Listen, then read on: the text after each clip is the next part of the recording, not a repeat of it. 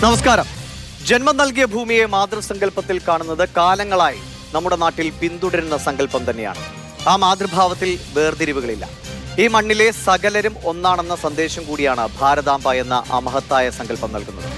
അതിനൊരു മതത്തിന്റെയോ ജാതിയുടെയോ ഭാഷയുടെയോ രാഷ്ട്രീയത്തിന്റെയോ സംഘടനയുടെയോ പ്രതിച്ഛായ വരുമ്പോൾ അത് ന്യായീകരിക്കാനും കഴിയില്ല. രാജ്ഭവനിൽ നടന്ന പരിസ്ഥിതി ദിന പരിപാടിയിൽ കാവിക്കൊടി ഏന്തിയ ഭാരതാംബയുടെ ചിത്രത്തിൽ പ്രതിഷേധിച്ചാണ് മന്ത്രി പി പ്രസാദ് വിട്ടുനിന്നത്. ഈ ഭാരതാംബ നാടിന്റെ സംസ്കാരമാണെന്ന് ഗവർണറും പറയുന്നു. ഭാരതാംബ കാവിക്കൊടി പിടിക്കണം. ചർച്ചയിൽ പങ്കെടുക്കുന്നവർ ഡോക്ടർ എ സമ്പത്ത് CPM-ൽ നിന്ന്, കോൺഗ്രസിൽ നിന്ന് ഡോക്ടർ ജിൻഡോ ജോൺ, ഒപ്പം തന്നെ BJP-യെ പ്രതിനിധിച്ച് ശ്രീ ഉല്ലാസ് ബാബു. ആദ്യം ഇതുമായി ബന്ധപ്പെട്ട റിപ്പോർട്ടിലേക്ക് പോകാം. ഭാരതാംബ ചിത്രവിവാദത്തിൽ രണ്ടാം ദിവസവും ഗവർണർക്കെതിരെ വിമർശനം കടുപ്പിക്കുകയാണ് CPI. ഗവർണർ പദവി തന്നെ ആവശ്യമില്ലെന്ന് തുറന്നടിച്ച് CPI സംസ്ഥാന സെക്രട്ടറി ബിനോയ് വിശ്വം ഇന്ന് രംഗത്ത് വന്നു. രാജ്ഭവന്റെ നിഷ്പക്ഷത നിലനിർത്തണമെന്നാവശ്യപ്പെട്ട് P. സന്തോഷ് കുമാർ MP രാഷ്ട്രപതിക്ക് പരാതിയും നൽകി. ഗവർണർ തിരുത്തണമെന്ന് മന്ത്രി V. ശിവൻകുട്ടിയും ഗവർണർ നടപ്പിലാക്കുന്നത് RSSന്റെ രാഷ്ട്രീയ അജണ്ടയാണ് എന്ന് RJD ദേശീയ സമിതി അംഗം ഡോക്ടർ വർഗീസ് ജോർജും പ്രതികരിച്ചു. എന്നാൽ വിവാദത്തിന്റെ രണ്ടാം ദിനവും മുഖ്യമന്ത്രി മൗനത്തിലാണ്. ഭാരതാംബ ചിത്രവിവാദത്തിൽ കേരള ഗവർണർക്കെതിരെ CPM-ഉം മന്ത്രിമാരും ശ്രദ്ധയോടെ പ്രതികരിക്കുമ്പോൾ ഉറച്ച നിലപാടിൽ തന്നെയാണ് CPI. കൃഷിമന്ത്രി P. പ്രസാദിനെ ശക്തമായി തന്നെ പിന്തുണയ്ക്കുകയാണ് പാർട്ടിയൊട്ടാകെ. ഭാരതമാതാവിന്റെ പ്രതീകം ഭാരതത്തിന്റെ ദേശീയ പതാകയാണെന്ന് പ്രഖ്യാപിച്ചുകൊണ്ട് ക്യാമ്പയിൻ നടത്തുമെന്നും CPI-യുടെ എല്ലാ ബ്രാഞ്ചുകളിലും ജൂൺ 7-ന് ദേശീയ പതാക ഉയർത്തി വൃക്ഷത്തൈ നടണമെന്ന് ബിനോയ് വിശ്വം ആഹ്വാനം ചെയ്തു. ആ വൃക്ഷത്തൈ ദേശീയ ഐക്യത്തിന്റെ വൃക്ഷങ്ങളായി പരിപാലിച്ചു വളർത്താനും പാർട്ടി ഘടകങ്ങൾ മുൻകൈയെടുക്കണമെന്നും സംസ്ഥാന സെക്രട്ടറി പറഞ്ഞു. ഗവർണർമാർ കേന്ദ്രം ഭരിക്കുന്ന BJP-ക്ക് വേണ്ടി രാഷ്ട്രീയ ചട്ടകമായി മാറാൻ ആവേശം കാണിക്കുന്നു. അത് കമ്മ്യൂണിസ്റ്റ് പാർട്ടിയുടെ അഭിപ്രായത്തിൽ ഭരണഘടനാ മൂല്യങ്ങളെ തള്ളിപ്പറയലാണ്. CPI രാജ്യസഭാ അംഗമായ P. സന്തോഷ് കുമാർ ഗവർണർക്കെതിരെ രാഷ്ട്രപതിക്ക് പരാതി നൽകി. രാജ്ഭവന്റെ നിഷ്പക്ഷത നിലനിർത്താൻ രാഷ്ട്രപതി ഇടപെടണമെന്നാണ് പരാതിയിൽ ആവശ്യപ്പെട്ടിട്ടുള്ളത്. CPIക്ക് പിന്തുണയുമായി RJD-യും രംഗത്ത് വന്നു. ഇപ്പോൾ സമീപകാലത്ത് ഈ ചിഹ്നം RSS വ്യാപകമായിട്ട് ഉപയോഗിക്കുന്നുണ്ട്. അതുകൊണ്ട് RSSന്റെ ചിഹ്നങ്ങളെ രാഷ്ട്രത്തിന്റെ ചിഹ്നങ്ങളായിട്ട് മാറ്റാനുള്ള ഈ പ്രവണത അങ്ങേയറ്റം അപലപനീയമാണ്. മുഖ്യമന്ത്രി പ്രതികരിച്ചില്ലെങ്കിലും CPM ജനറൽ സെക്രട്ടറിയും മന്ത്രി V. ശിവൻകുട്ടിയും ഗവർണർക്കെതിരെ ആഞ്ഞടിച്ചു. ഭാരതാംബ ചിത്രകാരന്റെ സൃഷ്ടിയാണെന്നും ഗവർണറുടെ നടപടി അപലപനീയമാണെന്നും CPM ജനറൽ സെക്രട്ടറി MA ബേബിയും പറഞ്ഞു. Bharadamata with the saffron flag and all that. This is I have seen in the newspapers. He can worship, but he should not make that as an official work of the government. Calling people, calling media and photo session. He can pray. He can worship Bharadamata. This is some artist's imagination, this Bharadamata. Governor Kerala രാഷ്ട്രീയത്തെ വെല്ലുവിളിക്കുകയാണെന്നും ഗവർണറുടെ പ്രവർത്തനം office രാഷ്ട്രീയത്തിന് അതീതമായിരിക്കണമെന്നും V. Sivankutty തുറന്നടിച്ചു. ബഹുമാനപ്പെട്ട governor കാര്യങ്ങൾ അറിയാവുന്ന governor എന്നുള്ള നിലയിൽ അതിൽ പറ്റിയ തെറ്റ് തിരുത്തുന്നതിന് പകരം കേരളത്തെ ആകെ തന്നെ വെല്ലുവിളിച്ചുകൊണ്ട് നടത്തിയിട്ടുള്ള പ്രസ്താവന ഒട്ടും ജനാധിപത്യ മര്യാദയ്ക്ക് യോജിച്ചതല്ല. അദ്ദേഹം അതിൽ നിന്ന് പിന്മാറുന്നതായിരിക്കും നല്ലത്. സംസ്ഥാന സർക്കാരിലെ മന്ത്രിമാർക്കെതിരെയുള്ള ഗവർണറുടെ വിമർശനവും അതിനുള്ള മറുപടിയും സർക്കാർ ഗവർണർ പോരിലേക്ക് പോകുമെന്ന് പറയാൻ കഴിയില്ല. പക്ഷേ ആരിഫ് മുഹമ്മദ് ഖാനിന് പിന്നാലെ രാജേന്ദ്ര വിശ്വനാഥ് അർലേക്കറും ഇടതുപക്ഷത്തിന്റെ കണ്ണിലെ കരടാവുകയാണ്. News desk, Mathrubhumi news. Bharatamba കാവിക്കൊടി പിടിക്കണോ എന്നതാണ് ഇന്നത്തെ ചർച്ച. ചർച്ചയിലേക്ക് ഡോക്ടർ ജിൻഡോ ജോൺ സ്വാഗതം. ജിൻഡോ, ഇന്നലത്തെ ദിവസം നമുക്കറിയാം പരിസ്ഥിതി ദിനം. നമ്മളെല്ലാവരും ഈ പരിസ്ഥിതിയെ സംരക്ഷിക്കാൻ എത്രത്തോളം ജാഗരൂകരായി പ്രവർത്തിക്കണമെന്ന വലിയ സന്ദേശം, പ്രത്യേകിച്ചും പ്ലാസ്റ്റിക്കിനെതിരായ വലിയ പോരാട്ടത്തെക്കുറിച്ചുള്ള സന്ദേശമാണ് ഇന്നലെ പങ്കുവച്ചത്. കേരളത്തിന്റെ തീരപ്രദേശങ്ങൾ ഈ പ്ലാസ്റ്റിക് മാലിന്യങ്ങൾ കൊണ്ട് എങ്ങനെയൊക്കെ പൊറുതിമുട്ടുന്നു, എത്രത്തോളം പ്രതിസന്ധിയിൽ മുന്നോട്ട് പോകുന്നുവെന്ന് നമ്മൾ കണ്ടുകൊണ്ടിരിക്കുന്നതാണ്. ഇതാണ് ഇന്നത്തെ ഈ നാട് നേരിടുന്ന ഏറ്റവും വലിയ പ്രശ്നം. പക്ഷെ അതിനിടയിൽ പോലും ഇങ്ങനെയൊരു വിവാദ വിഷയം ഉണ്ടാകുന്നത് സത്യത്തിൽ നിരാശാജനകമാണ്. പക്ഷേ അത്തരം വിഷയങ്ങൾ വരുമ്പോൾ അത് ചർച്ച ചെയ്യുക എന്നതുകൂടി നമ്മുടെ മുന്നിലുള്ള വഴിയാണ്. അതുകൊണ്ടാണ് ഇത് ഇപ്പോൾ CPM-ന്റെ ഭാഗത്തുനിന്ന് CPI-യുടെ ഭാഗത്തുനിന്നൊക്കെ വളരെ രൂക്ഷമായ വിമർശനങ്ങൾ ഗവർണർക്കെതിരെ ഉണ്ടാകുന്നു. ഗവർണറും അതേ നാണയത്തിൽ തിരിച്ചടിക്കുന്നുണ്ട്. മുഖ്യമന്ത്രി നിലവിൽ മൗനം പാലിക്കുകയാണ്. ഈ കാവിക്കൊടിക്ക് പകരം ത്രിവർണ്ണ പതാക ഏന്തിയിരുന്നെങ്കിൽ ഈ പ്രശ്നങ്ങൾ അവസാനിക്കുമായിരുന്നു. എന്താണ് ജിൻഡോയുടെ ആദ്യ നിലപാട്? ഇതിൽ കാവിക്കൊടിക്ക് പകരം ഇന്ത്യയുടെ ദേശീയ പതാകയാണ് വെച്ചിരുന്നെങ്കിൽ പ്രശ്നം അവസാനിക്കുമായിരുന്നു. കാരണം ഈ രാജ്യത്തെ മുഴുവൻ മനുഷ്യർക്കും ഒരുപോലെ ബഹുമാനിക്കാനും അംഗീകരിക്കാനും ബാധ്യതപ്പെട്ടതും അങ്ങനെ ചെയ്യണമെന്ന് നമ്മൾ ആഗ്രഹിക്കുന്നതും ഇന്ത്യയുടെ ദേശീയ പതാകയാണ്. ഈ രാജ്യത്ത് പല വിഭാഗത്തിൽപ്പെട്ട രാഷ്ട്രീയ പാർട്ടികളും മതസംഘടനകളും അവരവരുടേതായ ആചാരങ്ങളും അനുഷ്ഠാനങ്ങളും ഒക്കെ നടത്തുന്നുണ്ടാവും. ഇപ്പോൾ RSS ഉൾപ്പെടെ BJP ഉൾപ്പെടെയുള്ള സംഘടനകൾ അവരാരാധിക്കുന്ന ബിംബങ്ങളെയൊക്കെ നമ്മുടെ നികുതി പണത്തിൽ നിന്ന് പണം ചെലവഴിച്ച് നടത്തുന്ന സർക്കാർ പരിപാടിയിൽ അത് ഒരു സർക്കാർ പരിപാടിയുടെ എല്ലാ ചെലവുകളും വഹിച്ച് ആ എല്ലാ പ്രോട്ടോക്കോളും പാലിച്ച് RSS ആരാധിക്കുന്ന ബിംബങ്ങളെ ആരാധിക്കണം എന്ന് പറഞ്ഞാൽ അത് അംഗീകരിക്കാൻ നമുക്ക് പറ്റില്ല. അതിന് ഒരു രീതിയിലും ഉൾക്കൊള്ളാൻ സാധിക്കില്ല. അതാണ് ഇവിടെ നടക്കുന്ന വിവാദം. അത്രയേ ഉള്ളൂ. ഈ ഗവർണർ RSSകാരനാണോ BJPക്കാരനാണോ എന്നുള്ളത് അദ്ദേഹത്തിൻ്റെ രാഷ്ട്രീയ പരിസരം മാത്രമാണ്. പക്ഷേ ഗവർണർ സ്ഥാനത്തിരുന്നു കൊണ്ട് അദ്ദേഹം നമ്മളുടെ നികുതി പണം ഉപയോഗിച്ച് നടത്തുന്ന ഒരു പൊതുപരിപാടിയിൽ RSSൻ്റെ ചിഹ്നങ്ങളോ RSSൻ്റെ ബിംബങ്ങളോ ഉപയോഗിക്കുന്നതിനെ അംഗീകരിക്കാൻ പറ്റില്ല എന്നുള്ളത് സുവ്യക്തമായിട്ടുള്ള നിലപാടാണ്. അക്കാര്യത്തിൽ കേരളത്തിലെ കൃഷി മന്ത്രി P. പ്രസാദിൻ്റെ നിലപാടിനെ മുക്തകണ്ഠം പ്രശംസിക്കുന്നു. അത് തന്നെയാണ് പ്രതിപക്ഷത്തിൻ്റെയും നിലപാട്. പക്ഷേ RSSകാരനായിട്ടുള്ള ആർലേക്കർ കേരളത്തിലെ ഗവർണറായി വരുമ്പോൾ തന്നെ ഇത്തരത്തിലുള്ള അപകടങ്ങളെ പ്രതിപക്ഷവും കോൺഗ്രസും കൃത്യമായിട്ട് ചൂണ്ടിക്കാണിച്ചിട്ടുള്ളതാണ്. ആ ഘട്ടത്തിലൊക്കെ അദ്ദേഹം വരട്ടെ, അദ്ദേഹം വരുമ്പോൾ അറിയാമല്ലോ എന്നൊക്കെയാണ് പറഞ്ഞുകൊണ്ടിരുന്നത്. നമുക്കറിയാം ആദ്യം ആരിഫ് മുഹമ്മദ് ഖാനുമായി എത്ര വലിയ യുദ്ധത്തിലാണ് ഈ സർക്കാർ ഏർപ്പെട്ടിരുന്നത്. എത്ര റോഡിലേക്ക് വരെ ആ പ്രതിഷേധങ്ങൾ നീളുന്ന അല്ലെങ്കിൽ ആ പോരാട്ടം നേരിടുന്ന കാഴ്ചകൾ നമ്മൾ കണ്ടതാണ്. അതിനുശേഷം പുതിയൊരു ഗവർണർ എത്തുന്നു. സംസ്ഥാന സർക്കാർ സ്വാഭാവികമായി ഒരു സൗഹൃദത്തിൻ്റെ പാത വേണമെന്ന് അത് ഒരു ജനാധിപത്യ സംവിധാനത്തിൽ ആവശ്യമാണല്ലോ. ഒരു സർക്കാർ ആ നിലയ്ക്ക് ശ്രമിക്കുന്നത് ഉചിതമായ കാര്യം തന്നെയാണ്.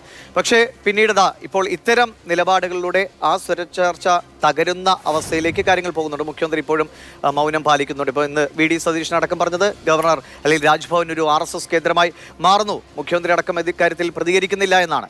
എന്തുകൊണ്ടാണ് ആ മൗനം? വീണ്ടും സർക്കാർ ഇതൊരു വലിയ വിഷയമാക്കാതെ ഒരു രമ്യതയുടെ പാതയിൽ പോകട്ടെ എന്നൊരു ചിന്ത സർക്കാരിൻ്റെ ഭാഗത്തുനിന്ന് ഉണ്ടാകുമോ? അല്ല, എനിക്ക് മനസ്സിലാകാത്ത ഒരു യുക്തിയാണ് അത്. കാരണം എന്താണെന്ന് വെച്ചാൽ RSSകാരുമായിട്ട് സന്ധി ചെയ്യുന്നത് കൊണ്ട് കേരളത്തിന് എന്താണ് നേട്ടം കിട്ടുന്നത്?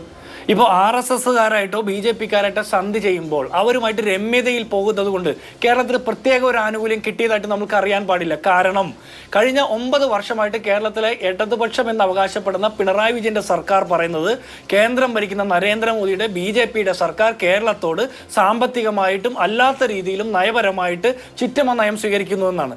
പിന്നെ എങ്ങനെയാണ് ഈ ഗവൺമെൻറ്റിൻ്റെ ഈ അവസാന കാലഘട്ടത്തിൽ RSSകാരനായിട്ടുള്ള അടിമുടി RSSകാരനായിട്ടുള്ള ആർലേക്കറുമായിട്ട് രമ്യതയിൽ പോകുന്നതുകൊണ്ട് കേരളത്തിന് പ്രത്യേക ഒരു നേട്ടമുണ്ടാകുന്നത്? നമുക്കതിനോട് യോജിക്കാൻ കഴിയില്ല. ഇദ്ദേഹം വരുന്ന സമയത്ത് CPMൻ്റെ സംസ്ഥാന സെക്രട്ടറി MV ഗോവിന്ദൻ ദേശാഭിമാനി പത്രത്തിൽ എഴുതിയ ലേഖനം പോലും മുൻ ഗവർണർ ആരിഫ് മുഹമ്മദ് ഖാന്റെ ചെയ്തികൾ പോലെ ചെയ്യാതിരുന്നാൽ മതി എന്നുള്ള രീതിയിലാണ് പറഞ്ഞത്. അത് RSSകാരൻ കേരളത്തിന്റെ ഗവർണറായി വന്നാൽ എന്ത് സംഭവിക്കുമെന്നുള്ള കൃത്യമായ ധാരണ K. സുരേന്ദ്രൻ എന്ന് പറഞ്ഞ BJPയുടെ സംസ്ഥാന പ്രസിഡന്റ് കൃത്യമായിട്ട് പറഞ്ഞിട്ടുണ്ട്. ആരിഫ് ഖാനേക്കാൾ വലിയ ആളാണ് വരുന്നത്, അത് കാത്തിരുന്ന് കണ്ടോളാൻ പറഞ്ഞിട്ടും സംസ്ഥാനത്തെ CPMന്റെ സെക്രട്ടറിക്ക് അത് മനസ്സിലായില്ല. പക്വമതിയായ ഗവർണർ എന്നാണ് ഈ ഗവർണറെ കുറിച്ചിട്ട് പിണറായി വിജയന്റെ സ്റ്റേറ്റ്മെന്റ്. ഇതേ ഗവർണറുടെ സാന്നിധ്യത്തിലാണ് നിർമ്മലാ സീതാരാമനുമായിട്ട് രഹസ്യമായിട്ട് നയതന്ത്ര ചർച്ച നടത്തിയത് KV തോമസിന്റെ കാർമ്മികത്വത്തിൽ ഡൽഹിയിൽ കേരള ഹൗസിൽ വെച്ച്. ആ ചർച്ചയിൽ എന്താണ് സംസാരിച്ചതെന്നും ആ ചർച്ചയിൽ കേരളത്തിന്റെ നികുതി പണം ഉപയോഗിച്ച് KV തോമസും കേരളത്തിന്റെ മുഖ്യമന്ത്രിയും നികുതി പണത്തിൽ നിന്ന് സൗകര്യങ്ങൾ പറ്റുന്ന ഗവർണറും നിർമ്മലാ സീതാരാമനും നടത്തിയ ചർച്ച നമ്മുടെ സമൂഹത്തിന് ഗുണപരമായിട്ടുള്ളത് എന്തെങ്കിലും ആയിരുന്നോ എന്ന് നാളിതുവരെ കേരളത്തിലെ പൊതുസമൂഹത്തിന് അറിയില്ല. അതിനുശേഷം RSSകാരായിട്ടുള്ള 3 ഗവർണർമാരെ കേരളത്തിലെ മുഖ്യമന്ത്രി അത്താഴ വിരുന്നിന് ക്ഷണിച്ചിരുന്നു. അത് എന്ത് ലക്ഷ്യത്തിന് വേണ്ടിയിട്ടായിരുന്നു? ഇങ്ങനെ ഓരോ ഘട്ടവും പരിശോധിക്കുമ്പോൾ മുഖ്യമന്ത്രിയുടെ ഇക്കാര്യത്തിലുള്ള മൗനം പലതും പറയുന്നുണ്ടെന്ന് പറയാൻ കാരണം ഓപ്പറേഷൻ സിന്ദൂറിന് ശേഷം ഗവർണറുടെ രാജ്ഭവനിൽ നടത്തിയ പരിപാടിയിൽ RSSന്റെ സൈദ്ധാന്തികനായിട്ടുള്ള ഗുരുമൂർത്തി വന്നതിനെ കുറിച്ചിട്ടും ഇതുപോലെ തന്നെ പ്രതിപക്ഷം ആക്ഷേപം ഉന്നയിക്കും. കേരളത്തിലെ RSS വിരുദ്ധരായിട്ടുള്ള ചേരിയിൽ നിൽക്കുന്ന മുഴുവൻ ആളുകളും ആക്ഷേപം ഉന്നയിക്കുകയും ചെയ്യുമ്പോൾ മുഖ്യമന്ത്രിയുടെ പ്രസ്താവന കാര്യമായിട്ട് നമ്മൾ കണ്ടില്ല. അത് എന്തുകൊണ്ടാണെന്ന് അപ്പോൾ മുഖ്യമന്ത്രിയുടെ സ്റ്റേറ്റ്മെന്റ് ഇപ്പോൾ ജിൻഡോ ഉന്നയിക്കുന്ന കാര്യമാണ്. ഈ കൂടിക്കാഴ്ചകൾ എന്ത് ഫലം ചെയ്തു? കൂടിക്കാഴ്ചകളൊക്കെ എനിക്ക് തോന്നുന്നു സംസ്ഥാന സർക്കാരും കേന്ദ്ര സർക്കാരും നാടിന്റെ വികസനവുമായി ബന്ധപ്പെട്ട് പല കൂടിക്കാഴ്ചകളും അതൊരു ഭാഗത്ത് നടക്കുന്നു, രാഷ്ട്രീയ പോരാട്ടങ്ങൾ മറുഭാഗത്ത് നടക്കും. ഇത് കൂട്ടിക്കുഴച്ചാൽ നാടിന് ബുദ്ധിമുട്ടാകും, അല്ലെങ്കിൽ നാട്ടിൽ നടക്കേണ്ട പല കാര്യങ്ങൾക്കും വിലങ്ങുതടിയാകാനാണ് കൂടുതൽ സാധ്യത. ശരി, അതിരിക്കട്ടെ. പക്ഷേ സാധാരണഗതിയിൽ എന്തെങ്കിലും പ്രശ്നമുണ്ടായാൽ നേരിട്ട് പ്രതികരണം വന്നില്ലെങ്കിൽ പോലും ഫേസ്ബുക്കിലൂടെയൊക്കെ പോസ്റ്റിലൂടെ തൻ്റെ പ്രതികരണം അറിയിക്കാറുള്ള ആളാണ് മുഖ്യമന്ത്രി. ഇന്ന് VD സതീശൻ ഉന്നയിച്ച കാര്യവും അതാണ്. ഇതുവരെ മുഖ്യമന്ത്രി ഒന്നും പറഞ്ഞിട്ടില്ല. രാജ്ഭവൻ ഇതാ ഒരു RSS കേന്ദ്രമായി മാറുന്നു എന്നതാണ് പ്രതിപക്ഷ നേതാവിൻ്റെ പ്രധാനപ്പെട്ട വിമർശനം.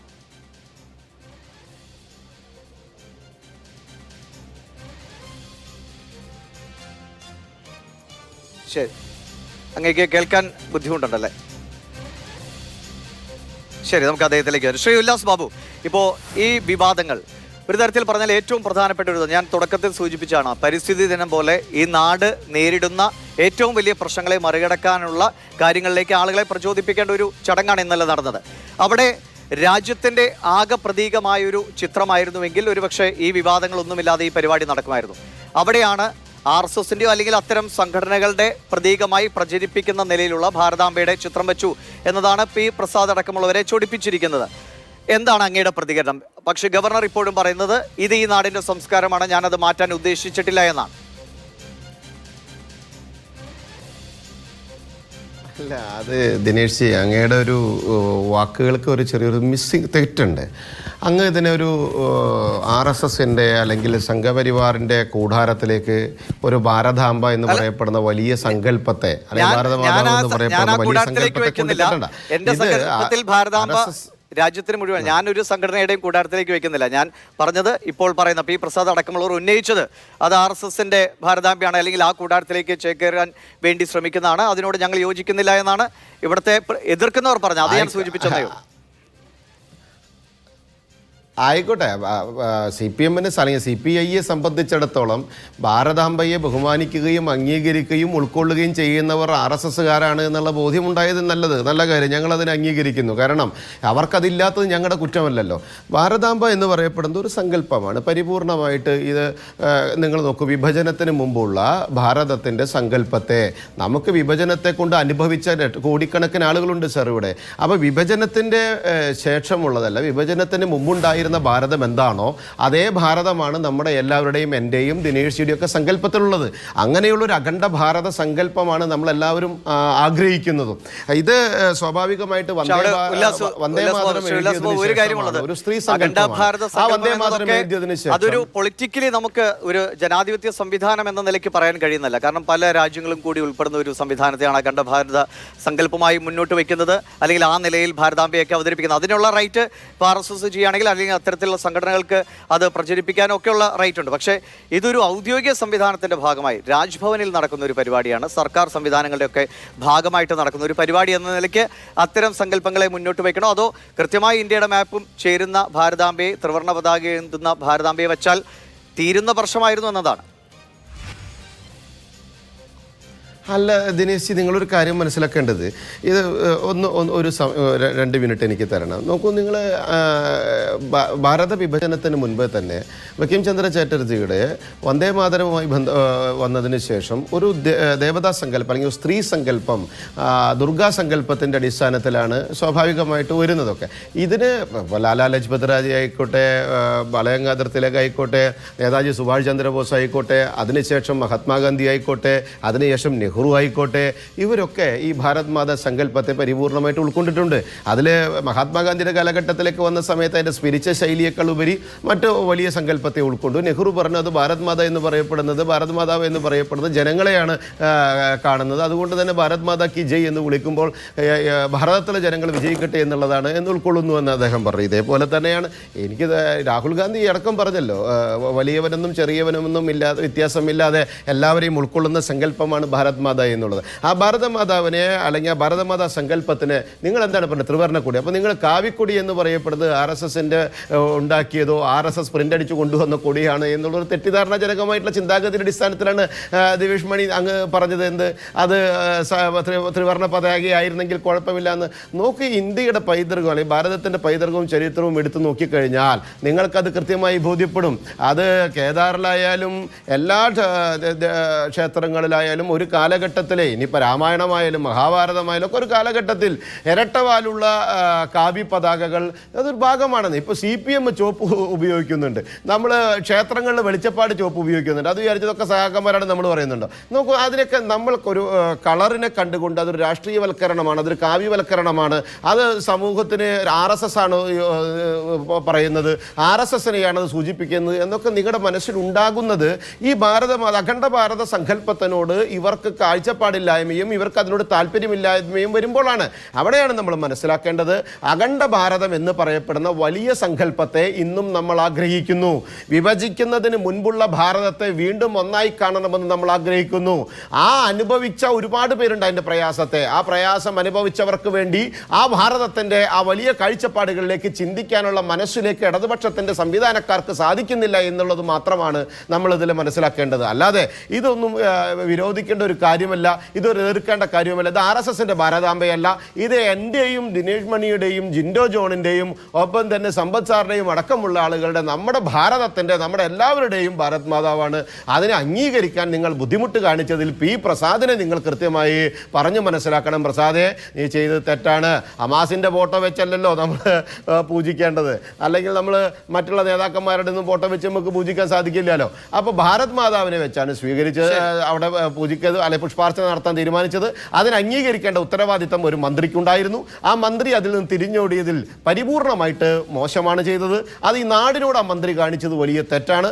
ഭാരതമാതാവിനെ വലിയ സങ്കല്പത്തിൽ കാണുന്ന നമുക്ക് എല്ലാവർക്കും ചെയ്ത അല്ല നമ്മളെല്ലാവരും ചെയ്ത ഒരു തെറ്റായി തന്നെ നമ്മൾ അതിനെ കാണുന്നു. ശ്രീ സമ്പത്ത് ആദ്യം അങ്ങയിലേക്ക് വന്നു, അത് എനിക്ക് ചോദ്യം കേൾക്കാൻ കഴിഞ്ഞിരുന്നില്ല.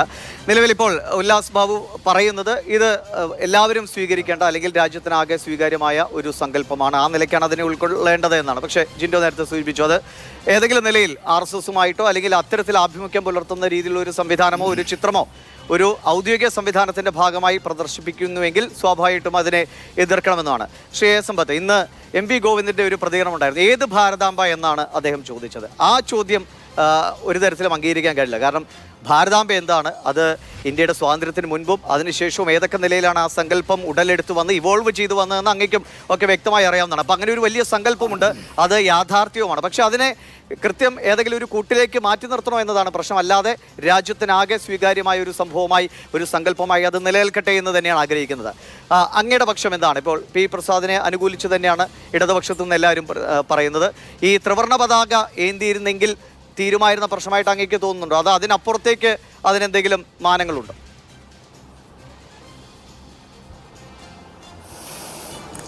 ആദ്യമായി ദിവേഷ് മണി ഇത്തരമൊരു ചർച്ച ഇപ്പോൾ താങ്കൾ ആങ്കറായി മാതൃഭൂമി TV-യിൽ നിന്ന് നടത്തിയതിന് നന്ദി രേഖപ്പെടുത്തുകയാണ്. നമ്മൾ ബക്രീദ് ആഘോഷത്തിലേക്ക് പോവുകയാണ്.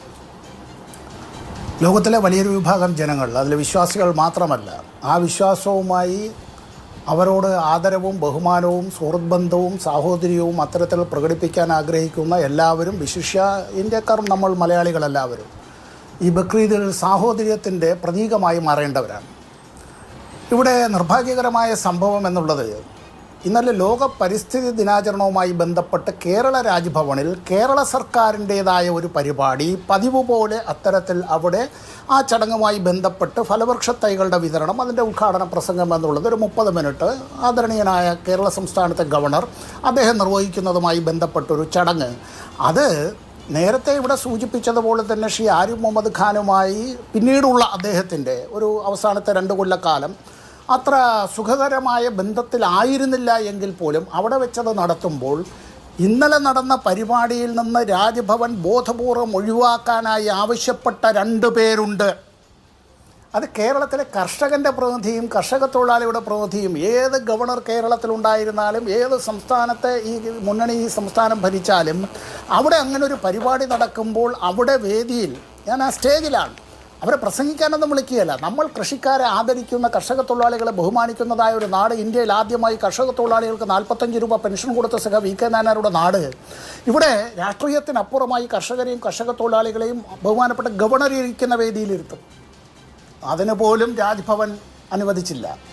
ആദ്യം മിനിറ്റ് ടു മിനിറ്റ് പ്രോഗ്രാം എന്നുള്ള നിലയിലേക്ക് അയച്ചു കൊടുത്തതിൽ ഈ വിവാദ വിഷയമായ ഒരു കാര്യത്തെ സംബന്ധിച്ച് രാജ്ഭവൻ എന്തേ ആ മിനിറ്റ് ടു മിനിറ്റ് പ്രോഗ്രാമിൽ ഇല്ലാതിരിക്കുകയും രാത്രിയായപ്പോൾ ഇങ്ങനെ ഈ വവ്വാലുകൾ കടവാവലുകൾ ഇങ്ങനെ വല്ലാതെ ഇങ്ങനെ ഡ്രാക്കുളയുടെ കഥയിൽ ഇങ്ങനെ അലയടിച്ചു പറക്കുന്നത് പോലെ ആകാശത്തേക്ക്, ഒപ്പം മൂർഖൻ പാമ്പുകളും മണലിപ്പാമ്പുകളും പുറത്തിറങ്ങുന്നത് പോലെ കുറുനരി ഓരിയിടാനായി ഇറങ്ങുന്നത് പോലെ രാത്രിയായപ്പോൾ രാജ്ഭവന് പെട്ടെന്നെന്തേ ഒരു വെളിപാടുണ്ടായത്, ഇങ്ങനെ അതുണ്ടാവണമെന്ന്. താങ്കൾ ഇവിടെ ചോദിച്ചൊരു ചോദ്യമുണ്ട്, ആരുടെ ഭാരതാംബയാണ് എന്നുള്ളതിന് എൻ്റെ പാർട്ടിയുടെ സംസ്ഥാന സെക്രട്ടറി സഖാവ് MV ഗോവിന്ദൻ മാഷ് ചോദിച്ചതിനെ സംബന്ധിച്ച് ആ ചോദ്യം പ്രസക്തമാണ്. ഇതൊരു ഭാരതാംബയാണ്. പ്രസിദ്ധനായ ചിത്രകാരൻ വരച്ചതാണ്. ചർച്ചയിൽ ഇന്നലെയും പറഞ്ഞതാണ് അദ്ദേഹത്തിൻ്റെ പേര്. ഇതും ഒരു ഭാരതാംബയാണ്. തീരുന്നില്ല. ഇതും ഒരു ഭാരതാംബയാണ്. ഇത് ഇത്തരത്തിലൊരു ചിത്രം ഭാരതാംബയുടേതായി പറയുന്ന നിലയിലേക്ക് രാജ്ഭവനിൽ വന്നുവെങ്കിൽ അതിൻ്റെ തൊട്ടപ്പുറത്ത് ബൊട്ടാണിക്ക എന്നുള്ളത് പഴയ സൂര്യനസ്തമിക്കാത്ത സാമ്രാജ്യത്തിൻ്റെ അവരുടേതായ ചക്രവർത്തിനിയെ അത്തരത്തിൽ ദേവതയായി വെച്ചുകൊണ്ട് അങ്ങനെ തൊട്ടടുത്തൊരു സിംഹത്തെയാണ്. അപ്പോൾ ഇത് ആരുടെ ഭാരതാംബയാണ് എന്നുള്ള ചോദ്യം പ്രസക്തമാണ്. 2, ഇങ്ങനെയെല്ലാം ചെയ്യുമ്പോൾ നിങ്ങളിതെല്ലാം അങ്ങനെ ഇതെല്ലാം വന്നിച്ചോളുക, വണങ്ങിക്കൊള്ളുക, ആദരിച്ചുകൊള്ളുക എന്നെല്ലാം പറയുക എന്നുള്ള നിലയിലേക്ക് അഖണ്ഡ ഭാരതത്തെക്കുറിച്ചെല്ലാം സ്വപ്നങ്ങൾ ആർക്കും കാണാം. ഈ ലോകം മുഴുവനും ഇന്ത്യയാണ് ഭരിക്കുന്നത് എന്ന് സ്വപ്നം കാണാം. പണ്ട് ഹിറ്റ്ലർ അങ്ങനെയാണ് സ്വപ്നം കണ്ട് കിടന്നുറങ്ങിയത്. 1945 മെയ് ദിനത്തിന് മുന്നെയാണ് സ്വപ്നങ്ങൾ പാടെ തകർന്നു പോയത്. സ്വന്തം ജീവിതവും സ്വന്തം കാമുകിയുടെ ജീവിതവും അടക്കം അവസാനിപ്പിക്കേണ്ടി വന്നത് മണിക്കൂറുകൾക്ക് മുമ്പാണ്. ബെനറ്റിനോ മുസോളിനിയെ ഇറ്റലിയിലെ ഒളിപ്പോരാളികൾ പിടികൂടി വധിച്ച് ഒടുവിൽ ഒരു വിളക്കുകാലിൽ കെട്ടിത്തൂക്കിയിട്ടത്. അന്ന് ഫാസിസം പരാജയപ്പെട്ടില്ലായിരുന്നെങ്കിൽ ഇന്ന് നമ്മളാരുമില്ല, ഈ ലോകമില്ല. നമ്മൾ അഖണ്ഡ ഭാരതത്തെക്കുറിച്ച് ചില ആളുകൾ ഇങ്ങനെ സ്വപ്നം കണ്ടുകൊണ്ടേയിരിക്കുകയാണ് അല്ലേ?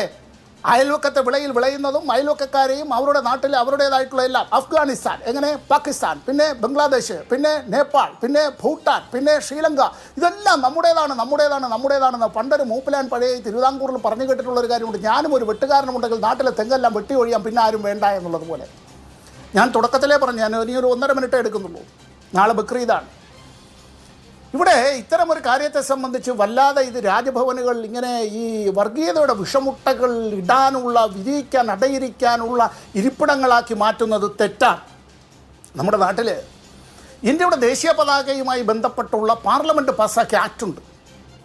ഇന്ത്യയുടെ ദേശീയ ചിഹ്നത്തിൻ്റെ സംരക്ഷണവുമായി ബന്ധപ്പെട്ട് പാർലമെൻറ്റ് പാസ്സാക്കിയ ആക്ടുണ്ട് 2 തവണ. അത്തരത്തിൽ നമ്മുടെ ദേശീയ ചിഹ്നങ്ങളെയും ദേശീയ പതാകയും ആദരിക്കുന്നതും ബഹുമാനിക്കുന്നതും സംരക്ഷിക്കുന്നതും അത് മലീമസപ്പെടാതെയും അതിനെ അപമാനിക്കാതിരിക്കുന്നതിനും വേണ്ടി ഇവിടെ ഇത്തരത്തിൽ കേരളത്തിലെ സംസ്ഥാനത്തെ ഗവർണർ ഇത്തരത്തിൽ അവിടെ ഒരു പടമെല്ലാം വെച്ച് അദ്ദേഹം ആർക്കും അവരുടെ പ്രാർത്ഥനാ മുറിയിൽ എങ്ങനെയുമാവാം. ഇനി അല്ല, ആർക്കെങ്കിലും അർമാദിക്കണമെന്നാണെങ്കിൽ മറ്റുള്ളവർക്ക് ആർക്കും ഒരു ബുദ്ധിമുട്ടും ഉണ്ടാകാതെ അവരുടേതായ വ്യക്തിപരമായ സ്വകാര്യതകളിൽ അവർക്കെന്തും അങ്ങനെ ആകാം. മറ്റുള്ളവർക്കൊരു പ്രയാസവും ഉണ്ടാവരുത്. സംസ്ഥാന സർക്കാരിൻ്റെ പരിപാടിയിൽ ആ പരിപാടിയിൽ ഇങ്ങനെ നടത്തണം എന്ന് പിന്നീട് നിർദ്ദേശിക്കാനായി രാജ്ഭവൻ എന്തധികാരം? ജനങ്ങൾ തിരഞ്ഞെടുത്തതായ MLA-മാർ, ആ MLA-മാരുടെ ഭൂരിപക്ഷമുള്ളൊരു എക്സിക്യൂട്ടീവ്, അത്തരത്തിലുള്ളൊരു ഗവൺമെൻറ്, ആ ഗവൺമെൻറ് ഗവർണർക്ക് വിധേയമല്ല.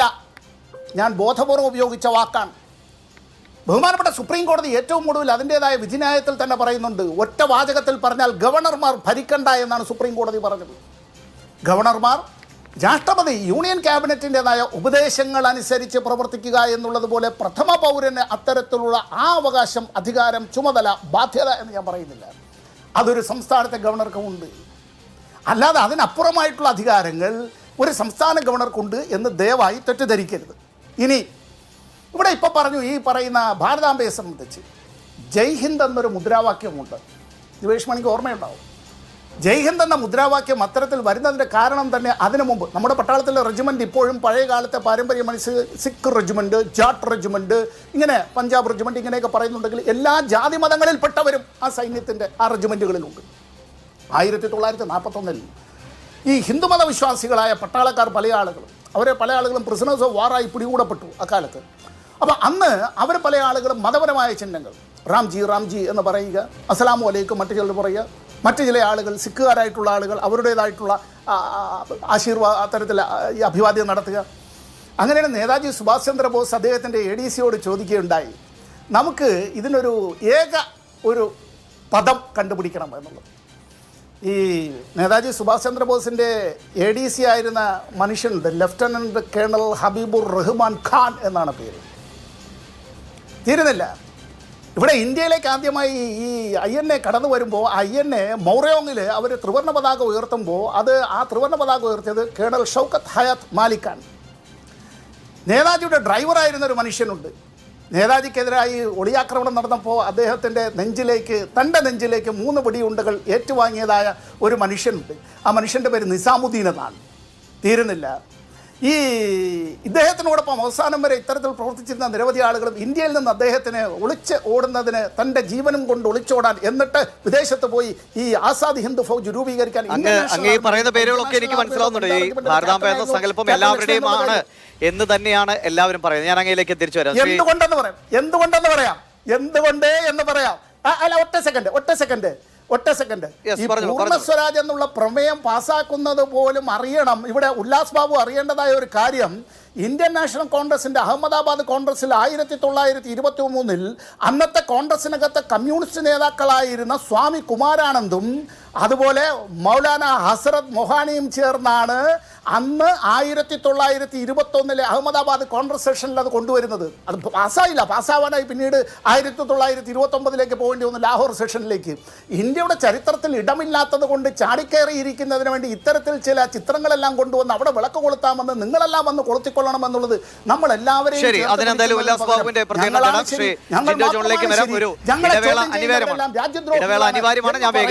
വേഗത്തിൽ അതിഥികളിലേക്ക് വരാം.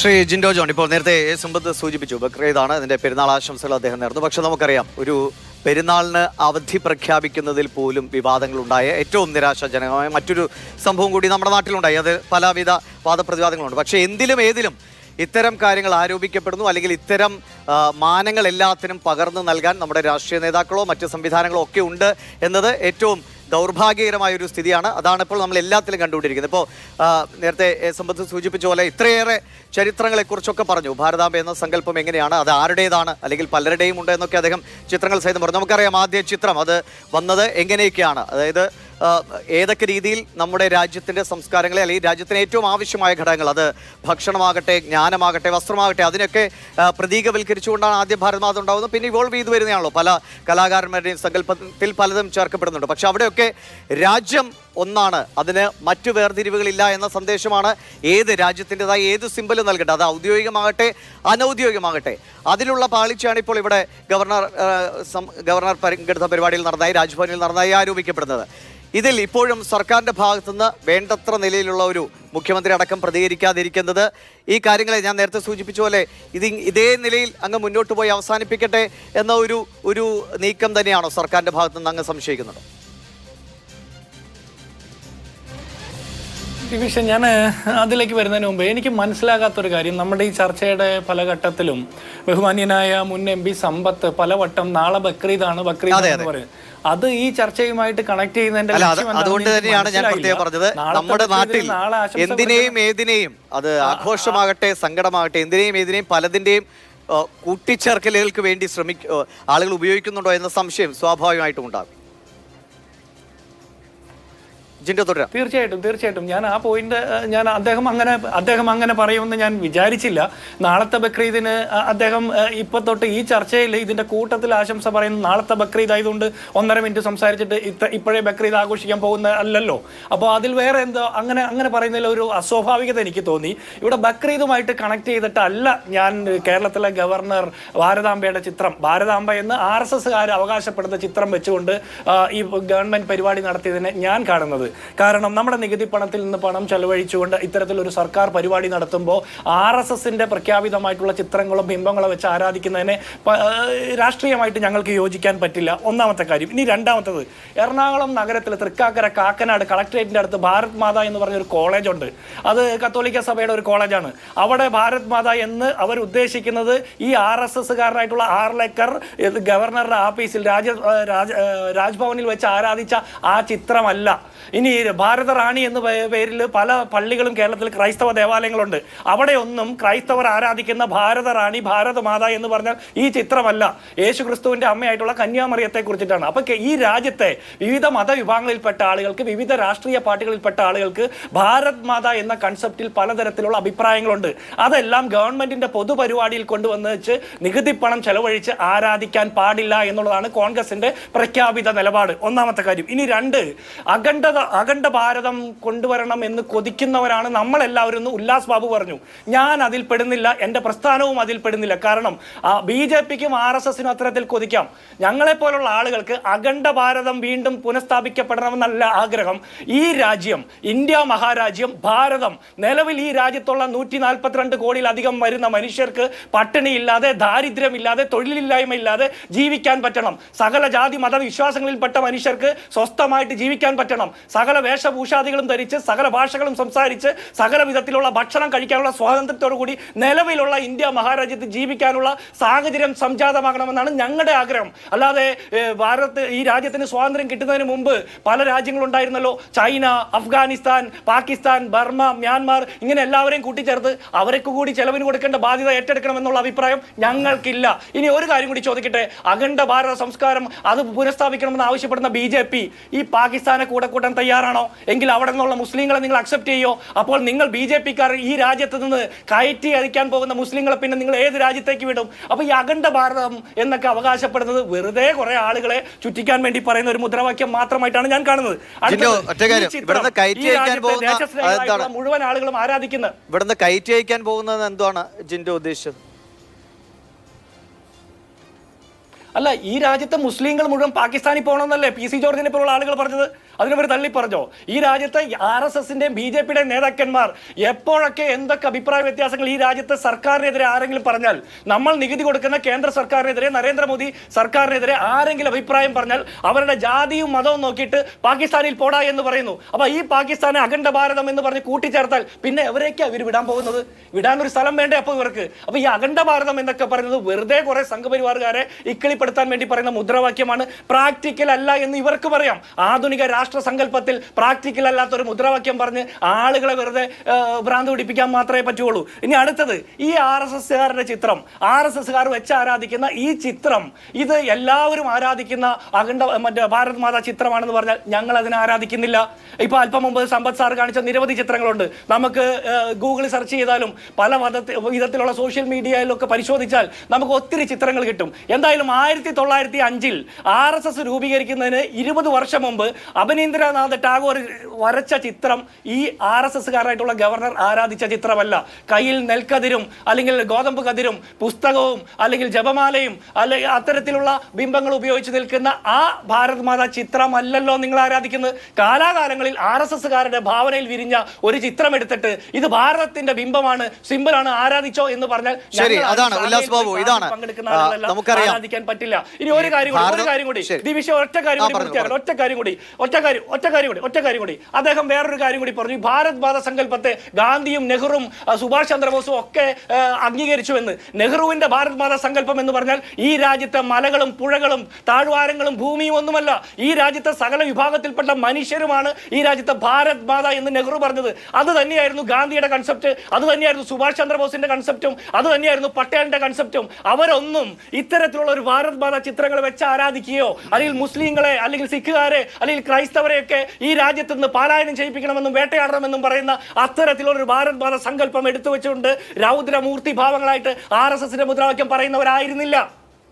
ശരി, ഉല്ലാസ് ബാബു, ഇപ്പൊ അതിൽ പറഞ്ഞ ഏറ്റവും പ്രധാനപ്പെട്ട കാര്യം, ഗവർണർക്ക് അത് പ്രദർശിപ്പിക്കാനോ അതിൽ പൂജ ചെയ്യാനോ ഒക്കെയുള്ള സ്വാതന്ത്ര്യമുണ്ട്. പക്ഷെ അത് അദ്ദേഹം അതിൻ്റെതായ വ്യക്തിപരമായ കാര്യങ്ങളാകാം, അല്ലെങ്കിൽ RSSുമായിട്ടൊക്കെ ചേർന്ന് നിൽക്കുന്ന പരിപാടികളിൽ ഇത്തരം ചിത്രങ്ങൾ വയ്ക്കാറുണ്ട്. അത് ആ നിലയ്ക്ക് പോകാം. പക്ഷേ ഔദ്യോഗികമായ തലത്തിൽ അദ്ദേഹം വയ്ക്കുന്നു, അതിനൊരു എതിർപ്പ് വരുമ്പോൾ ഞാനിത് മാറ്റില്ല. നമുക്കറിയാമല്ലോ ഏതൊക്കെ നിലയിൽ വിശ്വാസ സംഹിതകൾ രൂപപ്പെട്ടിട്ടുണ്ട്. നിരീശ്വരവാദികളെ പോലും മഹർഷികൾ എന്ന് വിളിച്ച ഒരു സംസ്കാരമാണ്. എന്തിനും ഏതിനും നിന്റെ വഴിയിൽ നീ സത്യം കണ്ടെത്തൂ എന്ന് പറഞ്ഞിട്ടുള്ള സംസ്കാരമാണ്. എല്ലാവർക്കും അവരവരുടേതായ സ്വാതന്ത്ര്യമുണ്ട്, സത്യത്തെ തിരിച്ചറിയാനുള്ള സ്വാതന്ത്ര്യം ഉണ്ട് എന്ന് ഉദ്ഘോഷിച്ച ഒരു സംസ്കാരമാണ്.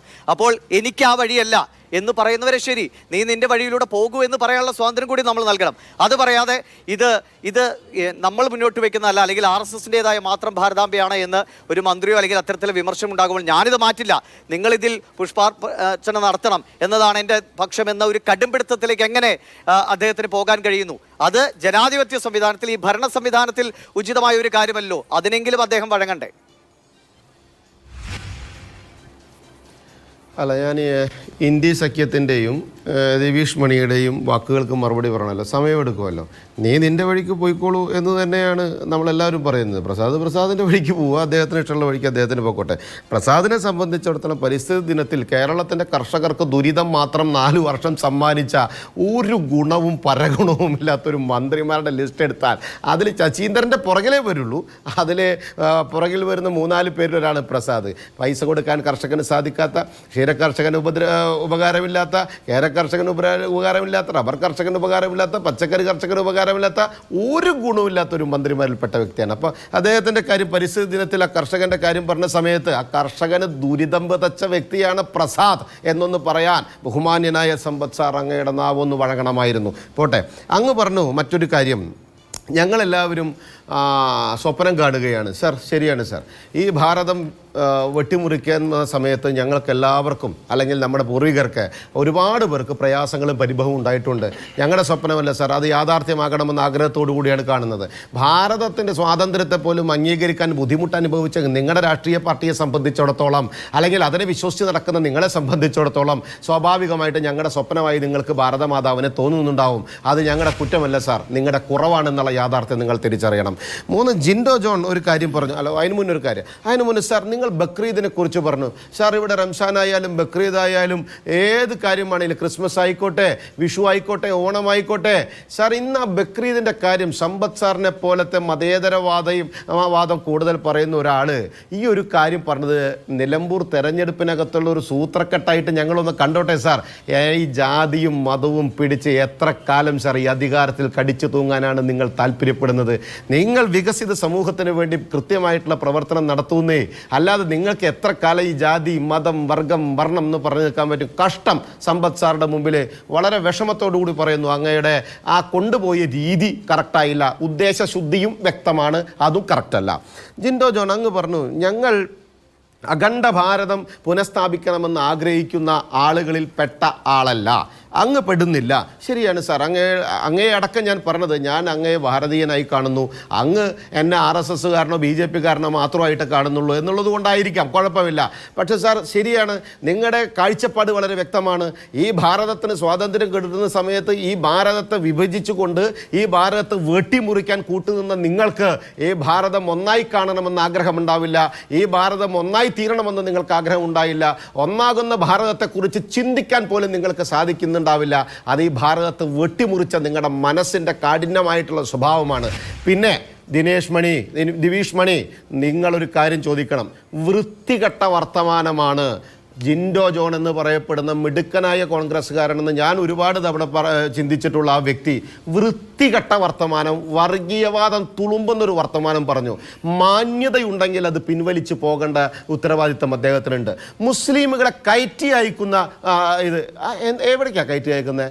ഒന്ന് ദിവീഷ് മണി പറ. മുസ്ലിമുകളെ കയറ്റി അയക്കുന്ന ഒരു നിലപാട് ഇവിടെ ഏതെങ്കിലും സർക്കാരുകൾ പറഞ്ഞിട്ടുണ്ടോ?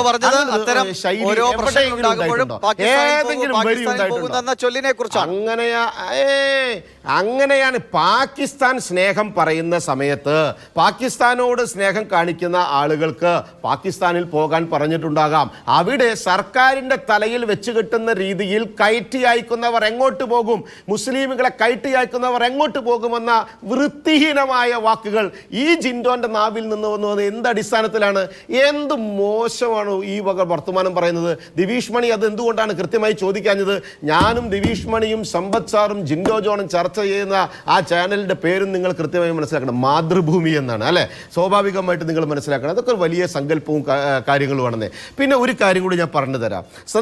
സമ്പത്ത് സാർ ഒരു പടം എടുത്തു കാണിച്ചു, ഭാരത് മാതാവ്. അതാണ് യഥാർത്ഥ ഭാരത് മാതാവ്. നോക്കൂ, അഭിനീന്ദ്ര ടാഗോർ വരച്ച ആ പടം അത് കൃത്യമായിട്ട് ബംഗാമാത എന്ന് പറയുന്ന രീതിയിലാണ് അത്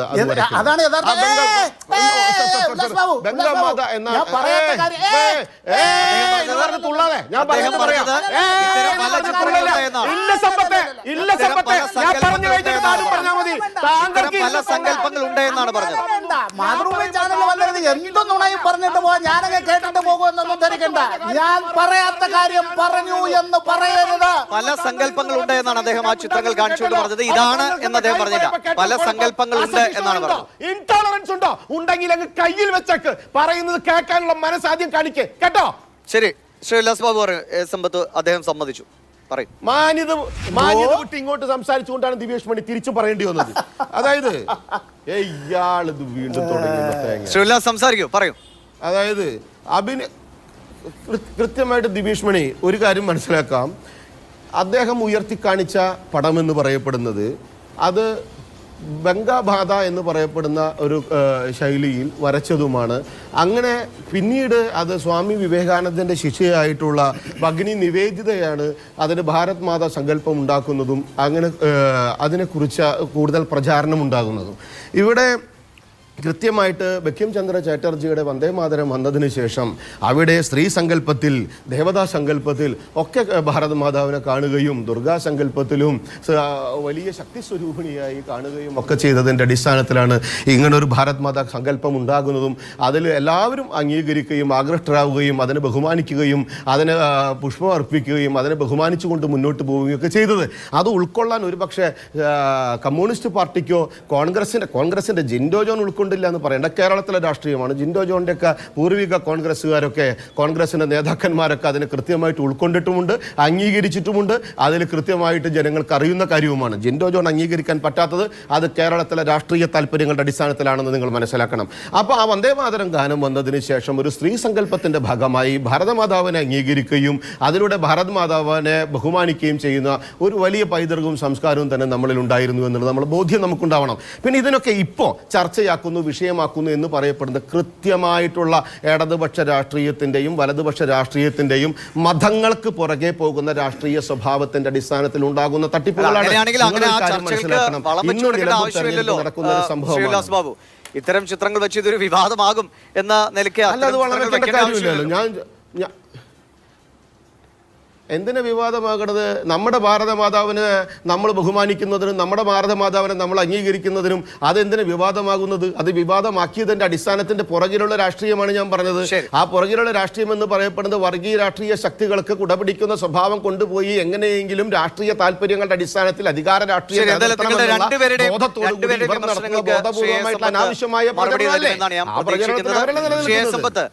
അങ്ങ് നേരത്തെ സൂചിപ്പിച്ചത് കൃത്യം ഓരോ ചിത്രങ്ങൾ കാണിച്ചത് ഓരോ സങ്കല്പങ്ങൾ ഉണ്ട് എന്നാണ്. അതിൽ ഇന്നതാണ് ഭാരതാംബ എന്ന് അങ്ങ് പറഞ്ഞിട്ടില്ല. ഒപ്പം ഇരുവരും സൂചിപ്പിച്ച നമ്മൾ ഒരു വിഷയത്തിൽ നിൽക്കുമ്പോൾ മറ്റൊരു കാര്യത്തെ ഇങ്ങനെ ഇടയ്ക്കിടെ സൂചിപ്പിക്കേണ്ടിയിരുന്നോ എന്നാണ്. അത് നിലവിലെ രാഷ്ട്രീയ സാഹചര്യങ്ങൾ, തിരഞ്ഞെടുപ്പ് ഒക്കെ അത് ലാക്കാക്കിക്കൊണ്ടാണോ എന്നാണ് ശ്രീ ജിൻഡോയും ശ്രീ ഉല്ലാസ് ബാബുവും നേരത്തെ ചോദ്യമായി ഉന്നയിച്ചത്.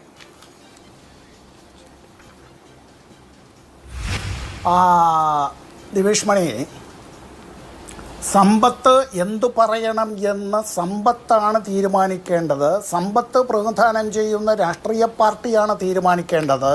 സമ്പത്തിനോടൊപ്പം ചർച്ചയിൽ പങ്കെടുക്കുന്ന ബഹുമാന്യ സുഹൃത്തുക്കളല്ല സമ്പത്ത് എന്തു പറയണം എന്ന്, എന്തു പറയാൻ പാടില്ല എന്ന് തീരുമാനിക്കേണ്ടത്. അത്രയ്ക്കുള്ള മിനിമം, ഏറ്റവും കുറഞ്ഞതായ അതിനുള്ള സ്വാതന്ത്ര്യവും എന്ന് ദയവായി സമ്മതിച്ചു തരാൻ അവരടക്കം.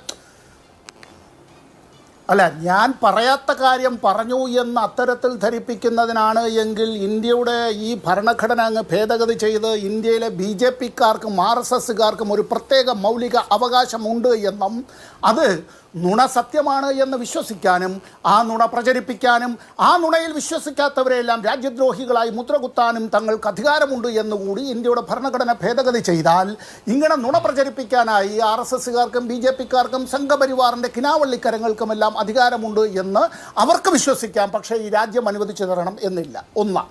രണ്ടാമത്തെ കാര്യം, ഗവർണറുമായി ബന്ധപ്പെട്ട വിഷയത്തെ സംബന്ധിച്ചാണ്. നമ്മൾ ഒരുപാട് വാചക കസർത്തുകൾ നടത്തിയിട്ട് കാര്യമില്ല. ഇന്ത്യൻ ഭരണഘടനയിലെ അനുച്ഛേദം 152 മുതൽ 167 വരെയും അനുച്ഛേദം 213 അതിൽ ഈ സ്റ്റേറ്റ് എക്സിക്യൂട്ടീവ് എന്ന് പറയുന്ന ആ ഒരു ഭാഗത്ത് ഗവർണറെ സംബന്ധിച്ചുള്ള പല കാര്യങ്ങളും പറയുന്നുണ്ട്.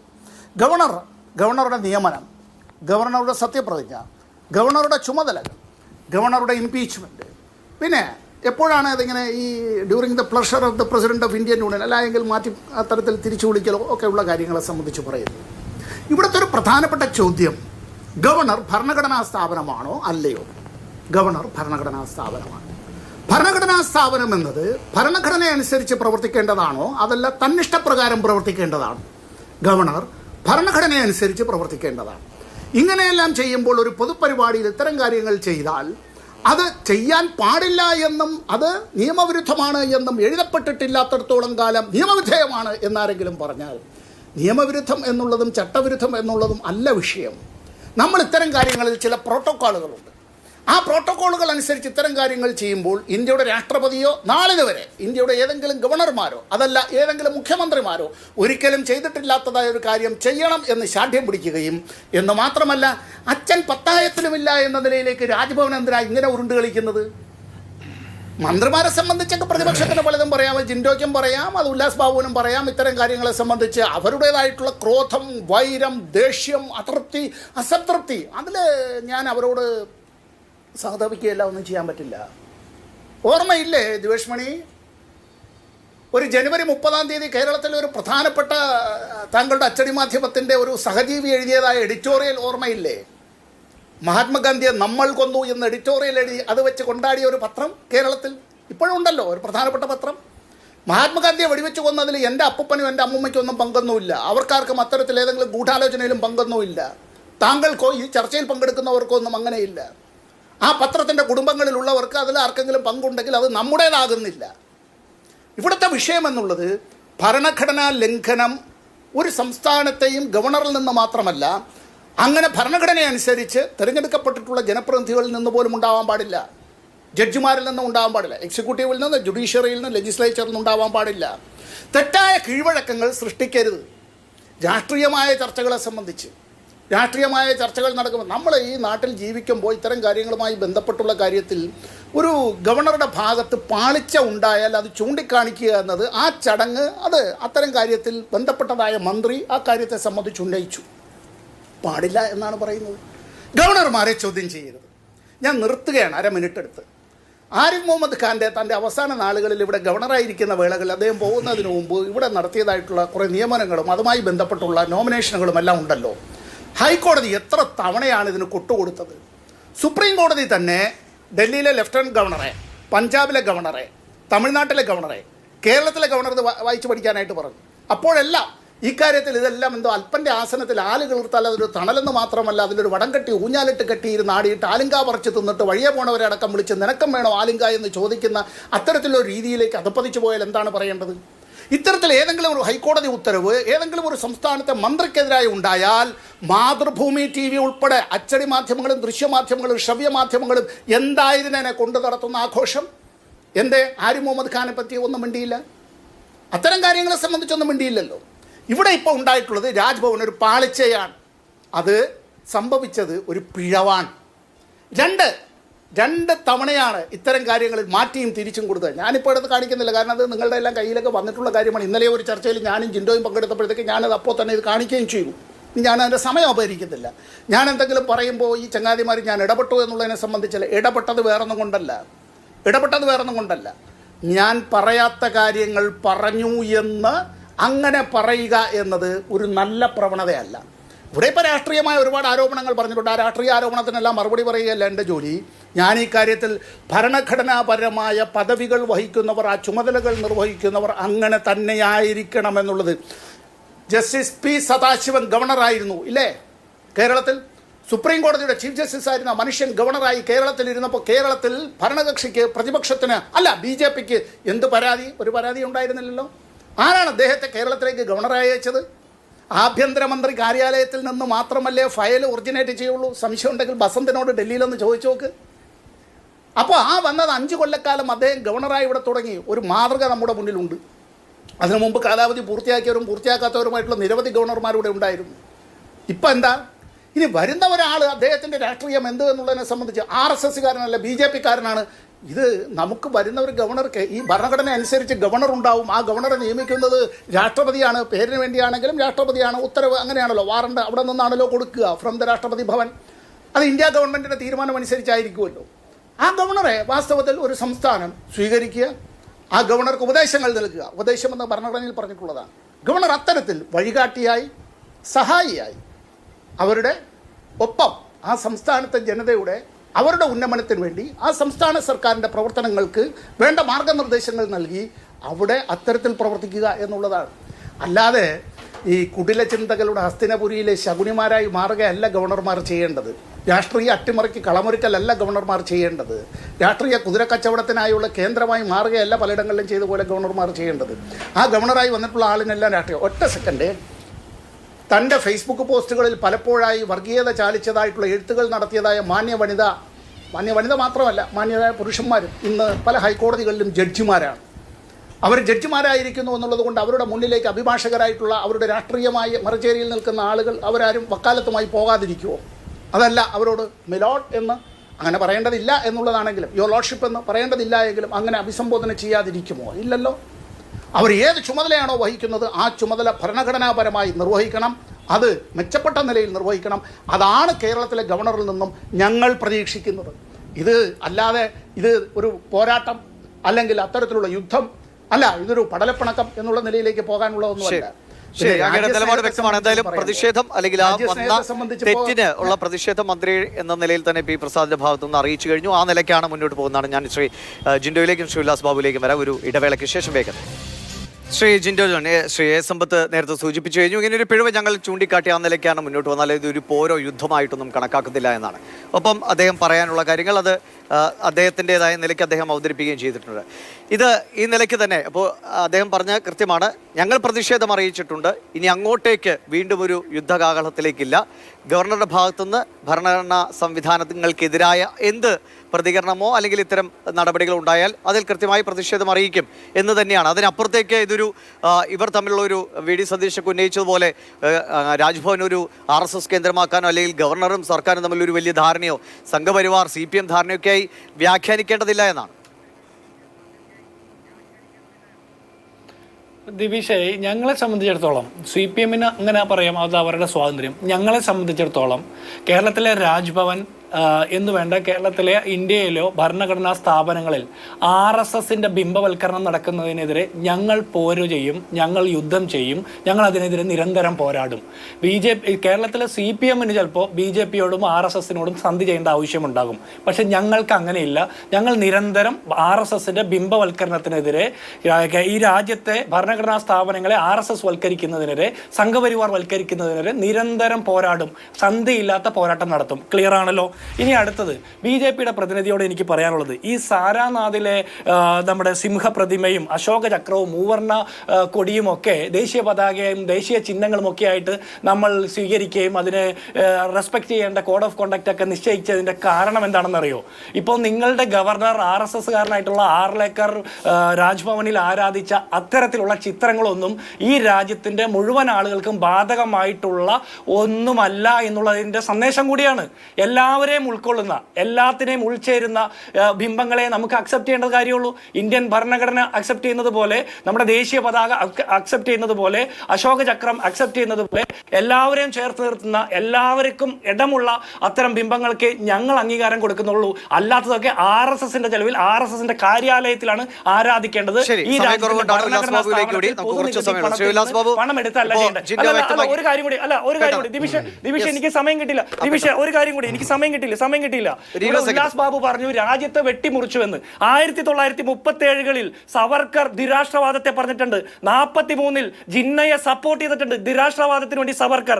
1939 ഗോവൽക്കർ എഴുതിയിട്ടുണ്ട് ധിരാഷ്ട്രവാദം വേണമെന്ന്, പാകിസ്ഥാൻ എന്ന് പറയുന്ന സെപ്പറേറ്റ് രാജ്യം വേണമെന്ന്. അപ്പോൾ RSSന്റെയും സംഘപരിവാറിന്റെയും ഹിന്ദു മഹാസഭയുടെ നേതാക്കന്മാരൊക്കെ ധിരാഷ്ട്രവാദത്തിന് വേണ്ടിയിട്ട് ജിന്നയോടൊപ്പം പാകിസ്ഥാൻ വാദം നടത്തിയപ്പോൾ ഈ രാജ്യത്തെ വെട്ടിമുറിക്കാതിരിക്കാൻ വേണ്ടി അവസാനം വരെ പോരാടിയിട്ട് ഗത്യന്തരമില്ലാതെ അതിന് വഴങ്ങി കൊടുക്കേണ്ടി വന്നവരെ നമ്മൾ. അന്ന് ഞങ്ങൾ പ്രയത്നിച്ച സമയത്ത് BJPയുടെയും RSSന്റെ മുൻ നേതാക്കന്മാർ എവിടെയായിരുന്നു? അവരൊക്കെ എവിടെയായിരുന്നു? അവർ ഈ രാജ്യത്തെ ഒറ്റുകൊടുക്കാൻ വേണ്ടി ഒളിവിലിരിക്കുകയായിരുന്നു. ബ്രിട്ടീഷുകാർക്ക് പാദസേവ ചെയ്യുകയായിരുന്നു. അവർ ഒറ്റുകൊടുക്കുന്ന സമയത്ത് ഈ രാജ്യത്തിന് വേണ്ടി പോരാട്ടം. ഒരു കാര്യം കൂടി, പാകിസ്ഥാനിൽ പോകണം. ഞാൻ വൃത്തികെട്ട വാദം പറഞ്ഞു എന്നല്ല പറയാം. പാകിസ്ഥാനിൽ പോകണമെന്ന് പറഞ്ഞത് PC ജോർജ് ഉണ്ട്.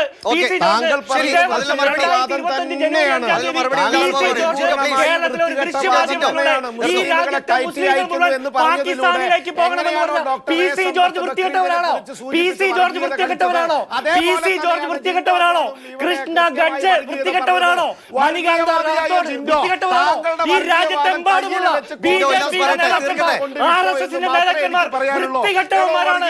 ഈ രാജ്യത്തെ മുസ്ലിങ്ങളോട് പാകിസ്ഥാനിൽ പോകണമെന്ന് നിരന്തരം കൊലപ്പെടുന്ന PC ജോർജ് അടക്കമുള്ള മുഴുവൻ ആളുകളും വൃത്തികെട്ടവന്മാരാണെങ്കിൽ നമുക്ക് സമ്മതിക്കാം. താങ്കളുടെ പാർട്ടിയുടെ നേതാവല്ലേ PC ജോർജ്, നിങ്ങളുടെ നേതാവായിട്ടുള്ള രാഹുലാണ് വൃത്തികെട്ടവൻ, കഴിവില്ലാത്തവൻ, പ്രാപ്തിയില്ലാത്തവൻ, തെമ്മാടിത്തരം പറയുന്നവൻ. അത് രാഹുൽ എന്ന് പറയപ്പെടുന്ന വൃത്തികെട്ടവൻ. ശരി, ആരാണ് വൃത്തികെട്ടവർ, ആരാണ് ഈ രാജ്യം ഒരുമയോടെ മുന്നോട്ട് പോകാൻ ശ്രമിക്കുന്നത് എന്നൊക്കെ ലോകത്തിനും ഈ നാടിനും നാട്ടുകാർക്കും ഒക്കെ അറിയാവുന്ന വിഷയങ്ങളാണ്. നമ്മുടെ സമയക്കുറവുകൊണ്ടാണ്. ശ്രീ എ സമ്പത്ത്, ശ്രീ ഉല്ലാസ് ബാബു, ശ്രീ ജിൻഡോ ജോൺ, 3 പേർക്കും നന്ദി. ഒരു കാര്യം കൂടി പറയുകയാണ്, ഇന്നലത്തെ പരിസ്ഥിതി ദിനത്തിൽ നമ്മുടെ തീരദേശ മേഖല അനുഭവിക്കുന്ന ഏറ്റവും വലിയ പ്രതിസന്ധികൾ, പ്ലാസ്റ്റിക് മാലിന്യം അടക്കമുള്ള വലിയ വിഷയങ്ങൾ നമ്മുടെ നാട്ടിലുണ്ട്. അതിനുള്ള പരിഹാരങ്ങളാണ് നമ്മുടെ ഭരണ സംവിധാനങ്ങൾ, രാഷ്ട്രീയ നേതൃത്വങ്ങൾ നിർവഹിക്കേണ്ടത്. പകരം ഇത്തരം വിവാദങ്ങളിലേക്ക് വലിച്ചിഴക്കപ്പെടുന്നതോടുകൂടി സാധാരണക്കാരന്റെ പ്രശ്നങ്ങളാണ് ശ്രദ്ധയില്ലാതെ പോകുന്നത്. അവിടെ നെടുവീർപ്പിടുന്നത്, ബുദ്ധിമുട്ടിലാകുന്നത്, ജീവിതം പ്രതിസന്ധിയിലാകുന്നത് സാധാരണക്കാരുടേത് മാത്രമാണ്. വിവാദങ്ങൾ രാഷ്ട്രീയ വിജയങ്ങൾക്ക് അപ്പുറത്തേക്ക് ഒന്നും നൽകാറില്ല. നന്ദി, നമസ്കാരം.